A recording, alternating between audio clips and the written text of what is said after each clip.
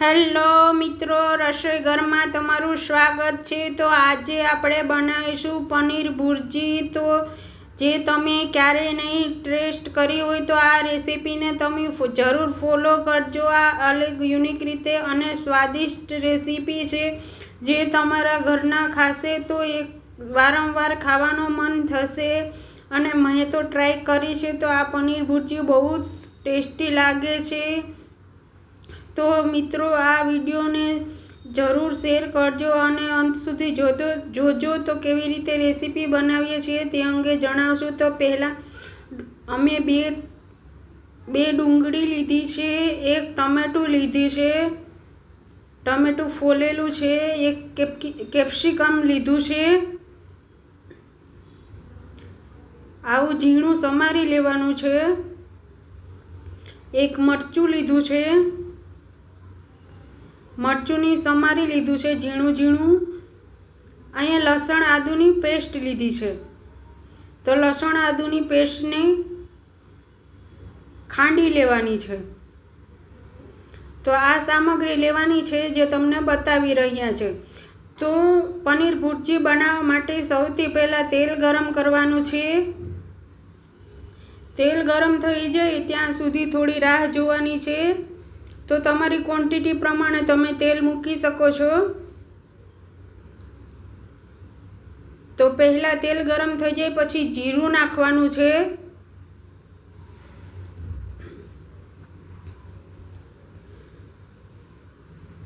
જીરું સતળાઈ જાય પછી તેમાં લીલું મરચું એક નાખવાનું છે।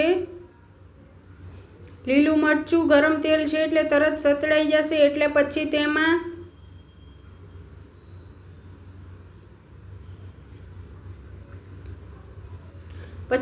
ડુંગળી નાખવાની છે। તો ડુંગળી વધારે છે ક્વોન્ટિટીમાં એટલે બે મોટી ડુંગળી હતી તે ડુંગળી નાખી છે। પછી તેને ચમચી વડે હલાવી લેવાનો છે।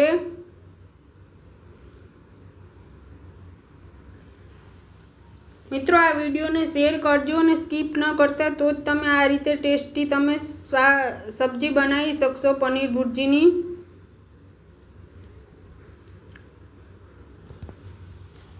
તો હવે ડુંગળી સોફ્ટ થાય ત્યાં સુધી પકાવવા દેવાની છે। તો એક રાઉન્ડ થોડો પાકી ગયો છે, તો જે અમે 2-3 મિનિટ સુધી પકાવી છે। તો ડુંગળી પાકવા આવી છે। તો આવી રીતે ડુંગળીને 4-5 મિનિટ પાકવા દીધા બાદ પછી તેમાં આદુ લસણની પેસ્ટ નાખવાની છે। આદુ લસણની પેસ્ટની સારી રીતે મિક્સ કરી લેવાની છે। આદુ લસણની પેસ્ટ મિક્સ કર્યા બાદ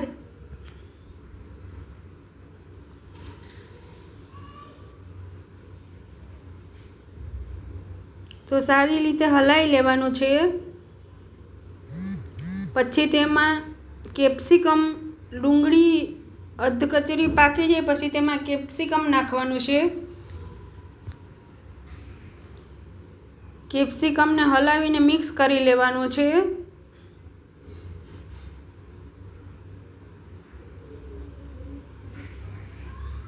તો કેપ્સિકમને સરખી રીતે હલાવ્યા બાદ તેને ચડવા દેવાનું છે, વ્યવસ્થિત પકાવી લેવાનું છે।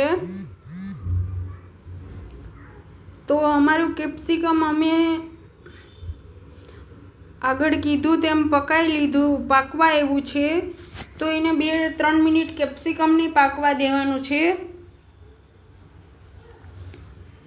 તો હવે કેપ્સિકમ નરમ થવા આવ્યું છે। તો તમે જોઈ શકો છો કેપ્સિકમ પાકી જાય થોડું અધકચરું પછી તેમાં નમક નાખવાનું છે, પછી તેમાં હિંગ નાખવાની છે, પછી ચપટી હળદર નાખવાની છે, પછી તેમાં ગરમ મસાલો નાખવાનો છે,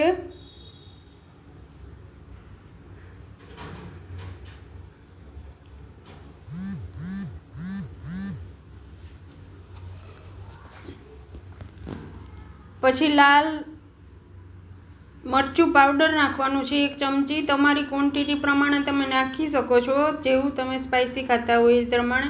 પછી આ એવરેસ્ટનો મસાલો નાખેલો છે, ગરમ મસાલો.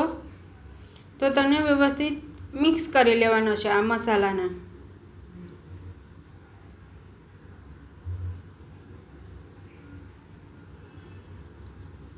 તો આ બધી મસાલા નાખવાથી એકદમ ટેસ્ટી પનીર ભુરજી બને છે. તો આને થોડી વાર માટે પકાવવાનું છે,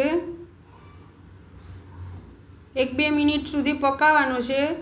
તો હવે 1-2 મિનિટ સુધી પાક્યા બાદ તેમાં ટામેટું નાખ્યું છે, જે છાલ નીકાળેલી છે. ટામેટું એક સમારેલું હતું. તો આને બધુંને મિક્સ કરી લેવાનું છે. તો ટામેટા થોડું સોફ્ટ થઈ જાય ત્યાં સુધી પકાવવાનું છે.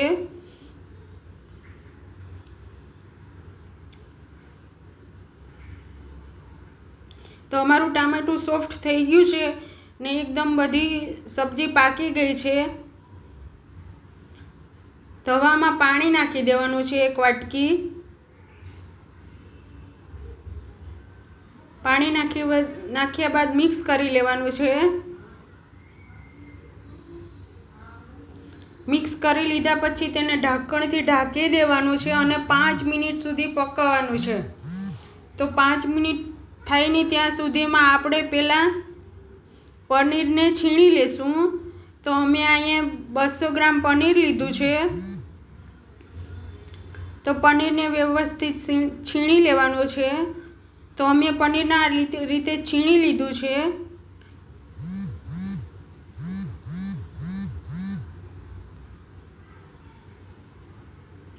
તો પનીરને છીણી લીધા બાદ પછી તેમાં 5 મિનિટ થઈ જાય, શાકભાજી પાકી જાય પછી તેમાં જ પનીર નાખવાનું છે.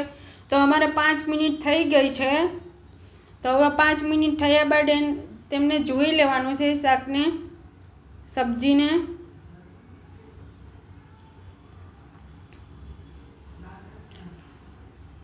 તો આ બધું એકદમ નરમ થઈ ગયું છે ને બધું જ શાકભાજી પાકી ગઈ છે. તો પછી તેમાં પનીર નાખી દેવાનું છે.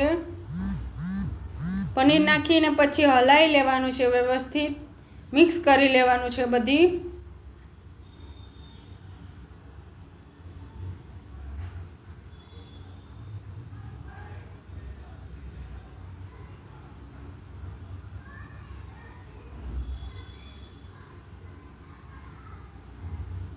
તો પનીરને મિક્સ કર્યા બાદ તેને થોડી વાર માટે ઢાંકી દેવાનું છે. તો પનીરને વ્યવસ્થિત મિક્સ કરી લીધું છે. ઢાંક્યા પહેલાં તેમાં કસૂરી મેથી નાખવાની છે 1 ચમચી. પછી ગરમ મસાલો નાખવાનો છે 1 ચમચી.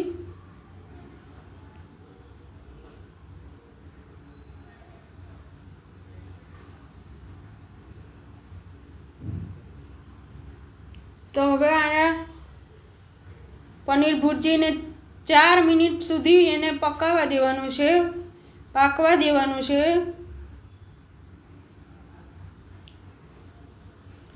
તો તમે જોઈ શકો છો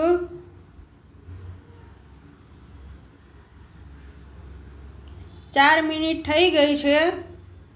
4 મિનિટ થઈ ગયા બાદ ઢાંકણ ખોલી લીધું છે અને પછી ઉપર ધાણા નાખવાના છે.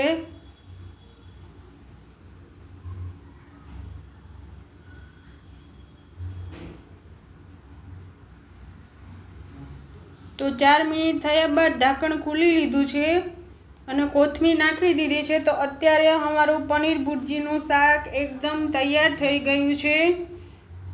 તો જેની સાથે તમે સર્વ કરી શકો છો. તો અમારું પનીર ભુરજીનું શાક અત્યારે રેડી તૈયાર થઈ ચૂક્યું છે. તો આવી રીતે તમે પનીર ભુરજી આસાનીથી તમે સ્કીપ કરશો નહીં તો બનાવી શકશો. બાકી વચ્ચે તમે છોડી દેશો તો પછી અધૂરી માહિતી તમારી પાસે આવશે. તો આવી રીતે તમે એકદમ ટેસ્ટી અને એકદમ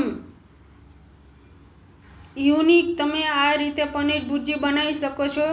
ને હોટલનું શાક પણ તમને ભૂલાવી દેશે. તો આ પનીર ભુરજીને તમે વધુમાં શેર કરજો અને તમને બી કેવો ટેસ્ટ લાગે, તમે ક્યાંથી વિડીયો જોવો છો એ કમેન્ટમાં જણાવજો અને બને ત્યાં સુધી વધુ વિડીયોને શેર કરજો.